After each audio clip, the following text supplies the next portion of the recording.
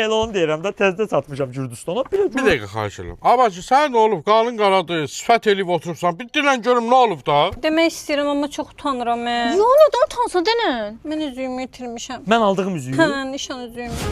Kəbir qardaş. Ey. Mən 10 ildir sənin evinə dost kimi gəlib gedirəm, indi də yoldaşımla gəlmişəm. Əgər evində oğru saxlayırsansa, denən işimizi bilək. Nə olur ha? Mən 10 ildir səninlə görüşürəm. Sən bir dəfə görməmsən, mən uşaqlarıma aram şeydirəm. Başın qaçı və sənin. Nə oldu? Sərçə gəldi götürdü. Hanı bə? Sən demək istəyirsən ki, biz banditik, oğruyuq. Atır aşağı, banditsiz, ciqansız. Kim götürdü? Hanı? Xoruzdanma, bəlkəm özündədir. Görmür özündədir. Əgər üzüyü onun özündədirsə, lişdir mənim.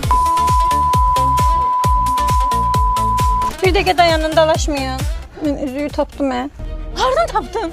Bu birisi əlimdəymiş. Elə onu deyirdim. Təzəcə satmışam Gürcüstan. Nəyə gülürsən ki, əziz qardaş? Qardaşı çıxart, əziz eybi yoxum deyir.